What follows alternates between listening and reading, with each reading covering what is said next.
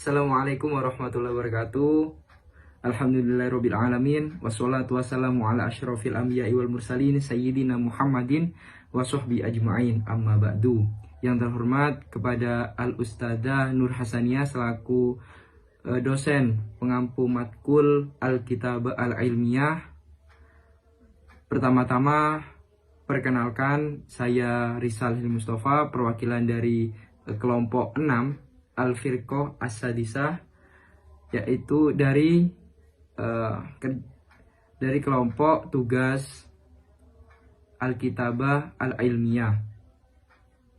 Baiklah, di sini kami akan menjelaskan tentang at-ta'lif ra'i, atau bagaimana sih cara membuat opini atau yang biasa kita sebut pendapat. Langsung saja supaya tidak terlalu lama, mari kita menonton videonya. Silakan menonton. Assalamualaikum warahmatullahi wabarakatuh. Di sini saya akan menjelaskan tentang pengertian opini.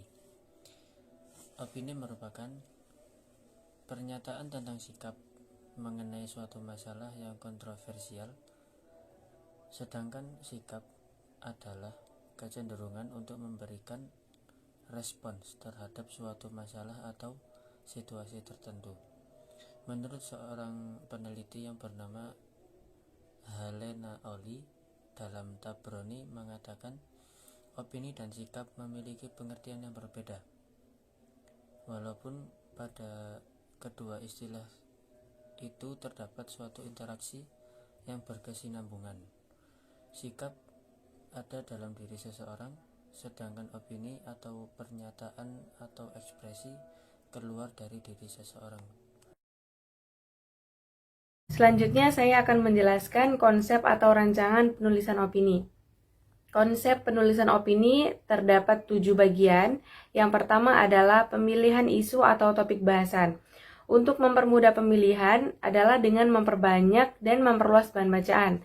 Memilih topik bahasan yang relevan dengan minat atau sesuai dengan kemampuan pada bidangnya, dan menentukan sikap atas tema yang dipilih, pro atau kontra terhadap tema tersebut. Yang kedua adalah pengumpulan data topik bahasan.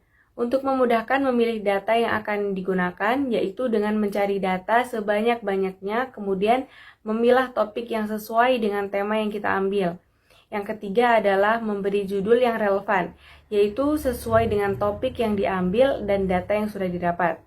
Yang keempat adalah pengelolaan data, yaitu memilih gaya bahasa. Dalam opini, pilihan diksi menjadi pendukung pokok diminati atau tidaknya sebuah tulisan. Kemudian, data yang sudah dipilih dianalisis dan ditulis untuk mendukung opini yang kita buat. Yang kelima adalah penulisan alur topik bahasan. Bagian pertama mengandung inti bahasan dan menguraikan inti masalah dengan singkat, dan menguraikan inti bahasan tersebut menjadi kalimat pendukung sehingga mampu tersalurkan arti tujuan teks opini tersebut. Yang keenam adalah kesimpulan pendapat. Kalimat pada teks itu merujuk pada sesuatu yang menyadarkan pembaca akan opini kita, dan tidak berisikan kalimat yang membenarkan opini diri sendiri, akan tetapi memberikan kalimat yang memberikan kesempatan pembaca untuk dapat berpendapat. Dan yang terakhir adalah penyuntingan tulisan, yaitu memeriksa ulang gaya bahasa atau tanda baca pada teks opini yang dibuat dan meninjau ulang validalitas opini dengan data yang ada. Selanjutnya, gaya bahasa opini akan dijelaskan oleh Rizal Hilmi. Baik, selanjutnya saya akan menjelaskan tentang beberapa gaya bahasa opini. Jadi, opini itu memiliki beberapa gaya bahasa. Di antaranya yang pertama, yaitu klimaks, yaitu semacam gaya bahasa yang mengandung urutan-urutan pikiran yang setiap kali semakin meningkat kepentingannya dari gagasan-gagasan sebelumnya. Yang kedua yaitu anti klimaks, dihasilkan oleh kalimat yang berstruktur mengendur. Anti klimaks sebagai gaya bahasa merupakan suatu acuan yang gagasan-gagasannya diurutkan dari yang terpenting berturut-turut ke gagasan yang kurang penting. Yang ketiga yaitu paralelisme, adalah semacam gaya bahasa yang berusaha mencapai kesejajaran dalam pemakaian kata-kata atau frasa-frasa yang menduduki fungsi yang sama dalam bentuk gramatikal yang sama. Yang keempat itu antitesis. Apa itu antitesis? Sebuah gaya bahasa yang mengandung gagasan-gagasan yang bertentangan dengan mempergunakan kata-kata atau kelompok kata yang berlawanan. Yang terakhir yaitu repetisi atau pengulangan. Artinya seluruh kata atau bentuk lain itu diulang. Pengulangan ini bisa berupa satu kata saja, dapat berupa satu frasa, satu kausa, bahkan satu kalimat. Mungkin supaya teman-teman yang menonton itu tidak kebingungan, saya akan memberikan beberapa contoh kalimat yang menggunakan beberapa gaya bahasa opini yang sudah saya sebutkan tadi. Yang pertama, klimaks. Kita ambil contoh yaitu kesengsaraan membuahkan kesabaran, kesabaran pengalaman dan pengalaman harapan. Contoh yang kedua yaitu anti klimaks. Pembangunan 5 tahun telah dilancarkan serentak di ibu kota negara, ibu kota provinsi, kabupaten, kecamatan, dan semua desa di seluruh Indonesia. Yang ketiga contoh dari paralelisme, yaitu bukan saja perbuatan itu harus dikutuk, tetapi juga harus diberantas atau tidak baik. Bukan saja perbuatan itu harus dikutuk, tetapi kita harus memberantasnya. Itu contoh kalimat lainnya. Yang keempat contoh dari antitesis. Mereka sudah kehilangan banyak dari kata bendanya, tetapi mereka juga banyak memperoleh keuntungan daripadanya. Yang terakhir contoh dari repetisi. Maukah kau pergi bersama serangga-serangga tanah? Pergi bersama kecoa-kecoa? Pergi bersama mereka yang menyusupi tanah atau menyusupi alam? Nah, itu contoh dari repetisi. Oke, pembahasan selanjutnya adalah macam-macam opini. Secara garis besar, macam-macam opini itu dibagi menjadi 3. Yang pertama ada ar-ra'yu asy-syakhsi, yang kedua ar-ra'yu al-khass, yang ketiga ada ar-ra'yu al-'am. Yang pertama, ar-ra'yu asy-syakhsi. Menurut ta'rif dalam kitab yang saya baca, ia adalah waladhi yakunuhu al-fardu wa yafsahu anhu fi mawdi'in ma'na ba'da tafkiri fi hadzal mawdu'. Wajahiru bihi duna an yakhsha syai'an. Bahasa Indonesia, ar-ra'yu asy-syakhsi ini adalah opini individu. Apa itu maksudnya? Adalah sesuatu yang diekspresikan atau bentuk ekspresi seseorang dari suatu tema yang telah ia permasalahkan atau dia pikir terlebih dahulu, lalu dia ungkapkan kepada halayak tanpa takut apapun. Berbeda dengan yang kedua. Kedua itu adalah ar-ra'yu al-khass. Ar-ra'yu al-khass itu bahasa Indonesia adalah opini pribadi atau opini khusus. Menurut ta'rif wa hadzal juz'u min ar-ra'yi asy-syakhsi alladhi la yujabiruhu syakhsun la yujabiru bihi asy-syakhsu amama an-nas walakinahu yahtafidhu bihi li nafsihi khasyatan ay yurida nafsahu bil khatri aw khasyata faqdani sadiqin munshid. Sedangkan opini pribadi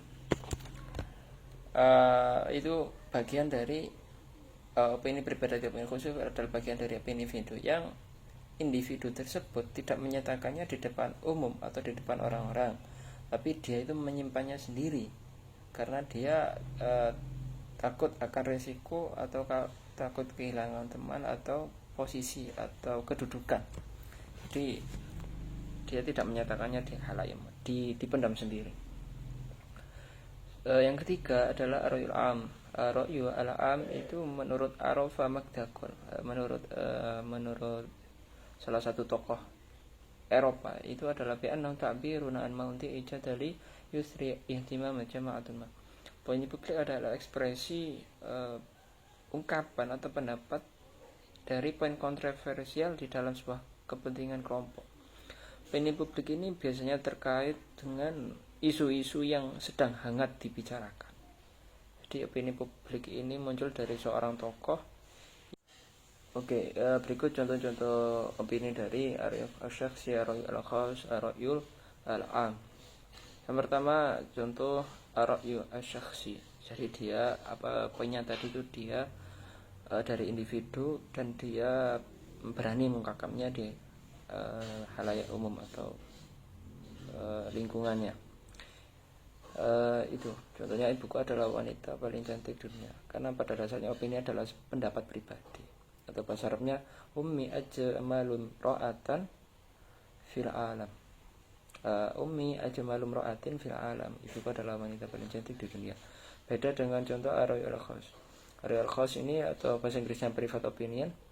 Contohnya aku terluka karena dia tidak menganggapku ada. Ini biasanya terjadi pada pemuda-pemuda yang tidak berani mengungkapkan kegelisahan di hatinya, karena itu tadi pendapat pribadi yang poinnya itu tidak berani diungkapkan atau dia simpan sendiri karena takut risiko yang akan menimpanya. Lalu jadi karena bila dia mengungkapkannya itu akan terjadi hal yang tidak diinginkan. Dalam bahasa Arabnya contohnya ittadhaha annahu laysa kama dhanantu kullu yawm yastayqizu mutaakhirun. Telah jelas memang benar bahwasanya dia tidak seperti yang aku duga. Setiap hari dia bangun telat atau bangun kesiangan. Contoh yang ketiga, public opinion atau arwil am. Contoh yang di atas tadi, kerangka atau gaya bahasa opini itu adalah menerangkan dari gaya bahasa opini yang mana, yaitu yang ketiga ini, public opinion. Public opinion ini biasanya contohnya itu terdapat pada artikel-artikel berita yang berisi pendapat tokoh publik, atau itu sudah dijelaskan atau sudah nampak. Contoh yang dalam berbahasa Arab, Guardiola Manchester, pendapat dari Pep Guardiola, salah satu pelatih klub di Liga Inggris Manchester City, dipilih mengungkapkan Manchester City bihajatin li ghazwi Eropa. Jadi kalau dalam bahasa Indonesianya, Manchester City itu butuh menaklukkan Eropa. Seperti itu. Oke, selanjutnya tempat publikasi dari opini. Tempat publikasi dari opini dibagi menjadi dua.